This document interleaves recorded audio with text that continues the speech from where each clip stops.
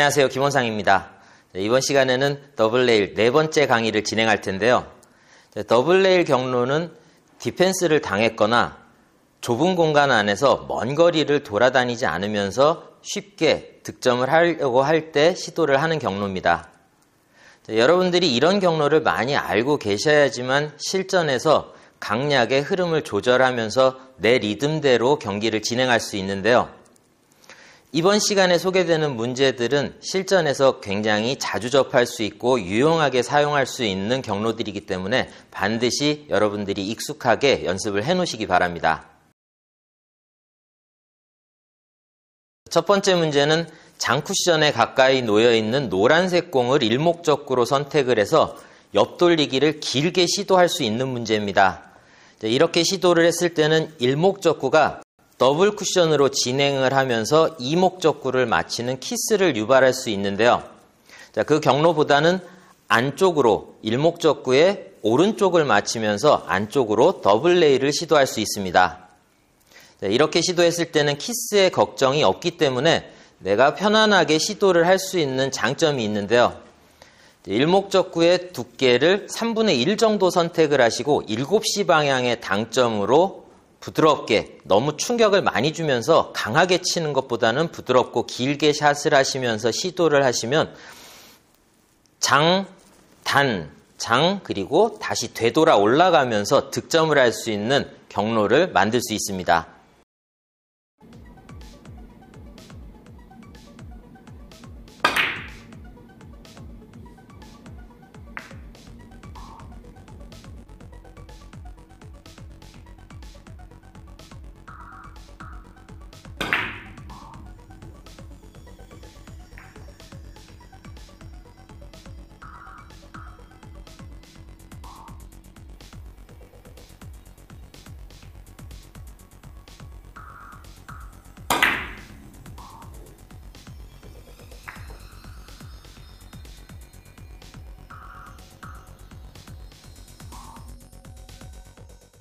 두 번째 문제는 일목적구의 오른쪽을 아주 얇게 맞히면서 옆돌리기를 시도를 할 수 있는 문제지만 두께가 너무 부담이 되기 때문에 부득이하게 더블 레일로 결정을 해서 시도를 하는 경우입니다.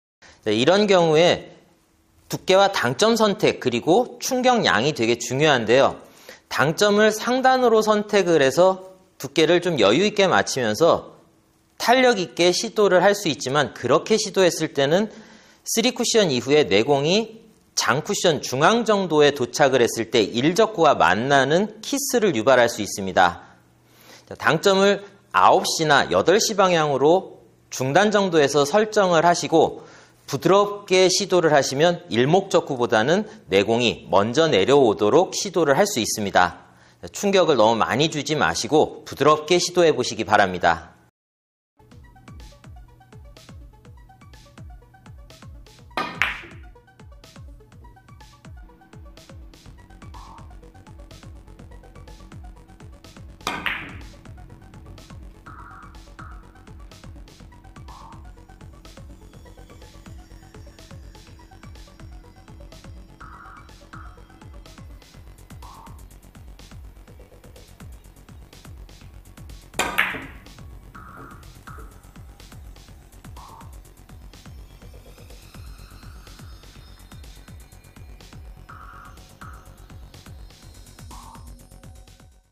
세 번째 문제입니다. 이번 세 번째 문제의 이 배치는 공을 맞히면서 더블 레이를 시도하는 것보다는 단쿠션을 먼저 맞히면서 단, 장, 단으로 진행하는 더블 레일 뱅크샷을 시도하는 것이 성공률이 훨씬 높으실 겁니다. 하지만 이런 배치를 연습을 해 놓으셔야지만 이 배치가 아니라 이와 유사한 배치의 그런 문제들을 해결할 수 있기 때문에 연습을 하시면서 감각을 키워보시기 바랍니다. 두께를 95% 정도 두껍게 결정을 하시고 10시 반 정도의 당점으로 짧고 빠르게 그리고 순간적인 스피드를 내면서 시도를 해보시면 성공률이 높아진다는 것을 확인하실 수 있을 겁니다.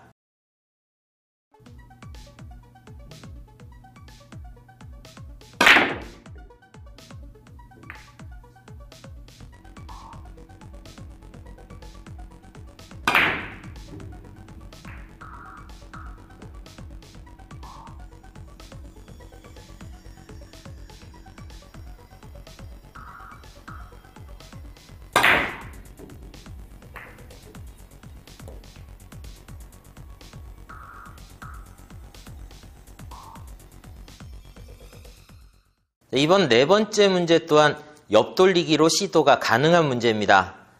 실전에서 지금과 같은 이런 배치를 옆돌리기를 시도하지 않고 더블 레이를 시도하는 경우는 거의 없지만 이 배치가 길게 단쿠션 쪽에 형성이 되어 있고 내공이 멀리 떨어져 있을 때는 시도를 가끔씩 하는 그런 경우가 생깁니다.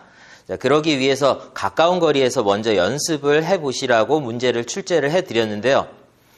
옆돌리기를 시도하실 때에는 길게 4쿠션이나 5쿠션으로 시도를 하시면 일목적구가 더블로 진행을 하면서 키스를 유발할 수 있습니다.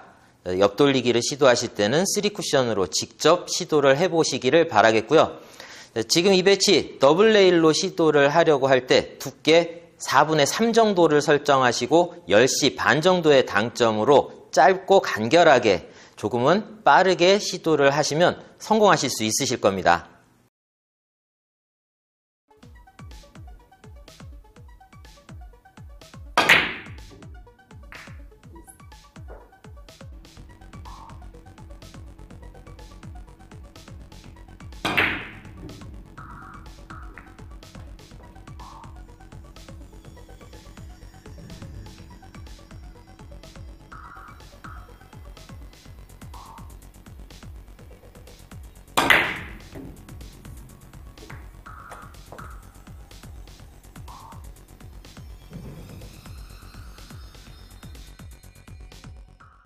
이번 다섯 번째 문제는 실전에서 자주 접하게 되는 문제입니다. 물론 여러 가지 다른 경로의 길들이 보이기는 하는데요. 좁은 공간 안에서 쉽게 처리할 수 있는 더블 레일 경로를 연습해 보시기 바랍니다. 일목적구의 두께를 정면으로 결정을 하시고 10시 정도의 당점으로 부드럽게 시도를 하시면 성공하실 수 있는데요.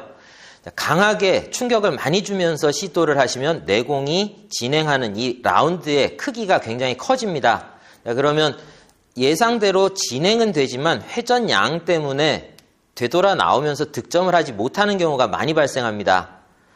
조금 부드럽고 길게 팔로우샷을 하면서 시도를 하시면 내공이 단쿠션을 따라서 곧게 진행을 하면서 득점을 하실 수 있으실 겁니다.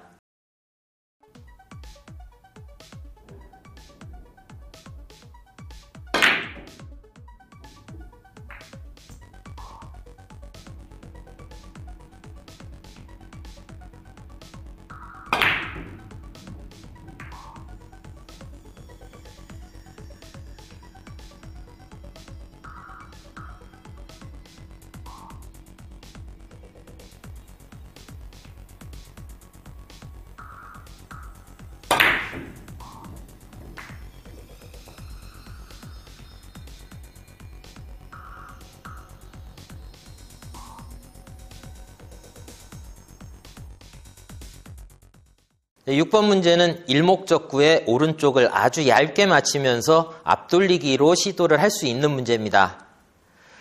한계각을 벗어나기는 했지만 내공의 전진력을 이용하고 최대 회전력을 발생시키면서 더블 레일로 시도를 할 수 있는 방법도 있는데요. 일목적구의 두께를 아주 두껍게 결정하시면서 시도를 하셔야지만 각도를 만들어내고 성공하실 수 있습니다. 이런 어려운 상황들을 경험을 해보셔야지만 각도를 임의대로 만들어내고 성공할 수 있는 그런 능력이 생기기 때문에 문제를 출제했습니다. 두께를 4분의 3 정도로 두껍게 결정하셔야지만 일목적구가 단장으로 진행한 이후에 이목적구를 맞히는 키스를 피할 수가 있고요. 이에 따른 당점은 10시 반 당점으로 선택을 하시면 성공하실 수 있습니다.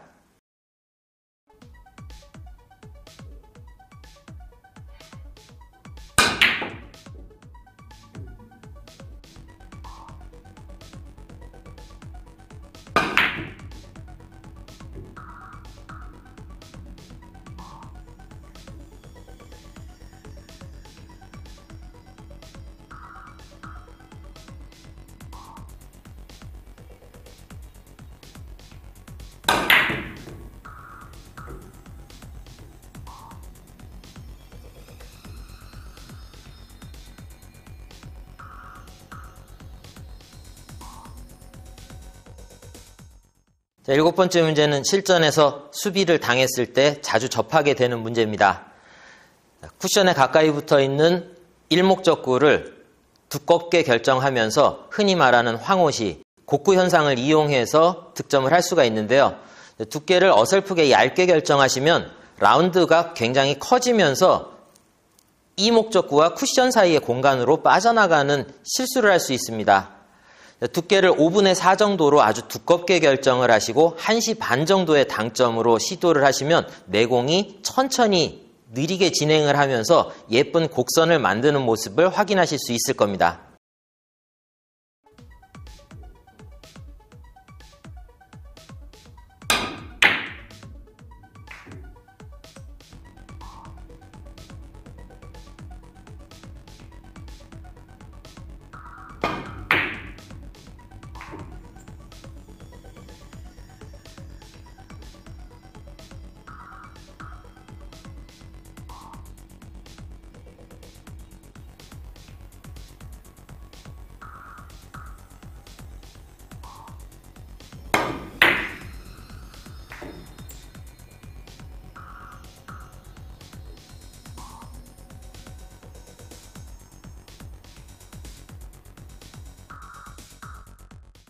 마지막 문제는 실전에서 이런 배치를 받았을 때 이걸 어떻게 쳐? 라고 고민을 할 수 있는 문제입니다. 이번 8번 문제는 코너에 가까이 놓여 있는 일목적구를 정면을 맞힌 이후에 내공이 앞으로 밀고 들어갔다가 되돌아 나오면서 더블 레일로 시도를 할 수 있는 문제인데요. 물론 일목적구와 내공의 거리가 멀기 때문에 두께를 정확하게 맞히는 것이 어려울 수는 있습니다. 자꾸 연습을 해보셔야지만 그 성공률이 높아지실 거고요. 정면을 맞힌 이후에 되돌아 나오면서 득점을 할 수 있는 회전력은 아주 적은 회전입니다. 11시 반 정도로 진행을 도와주는 듯한 느낌의 그런 회전만 결정하시고 시도해 보시기 바랍니다.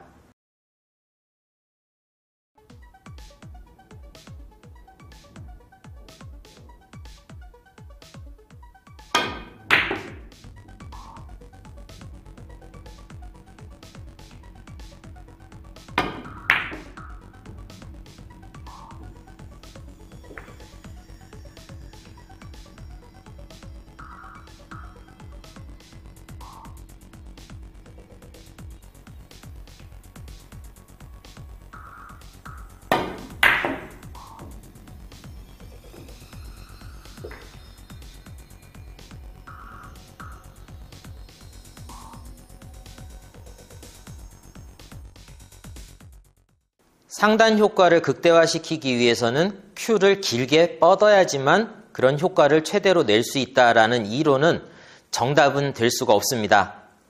내공과 일목적구의 거리가 가까운 경우에는 짧게 때리면서 샷을 하는 것이 훨씬 더 효과적이고, 일목적구와 내공의 거리가 멀리 놓여 있을 때는 당점을 중단이나 하단으로 내려도 전진 효과가 생기기 때문에 필요에 따라서 타법을 결정을 하시는 것이 조금 더 바람직한 선택이라고 할 수 있습니다. 어려운 각도들을, 한계각을 벗어난 각도를 만들어낼 때는 강하게 충격을 주는 샷이 꼭 필요한 것은 아닙니다. 속도를 먼저 결정하시는 것보다는 두께와 당점에 집중을 하시면서 연습을 하시기 바랍니다. 이번 수업 여기까지입니다. 다음 시간에 인사드리겠습니다.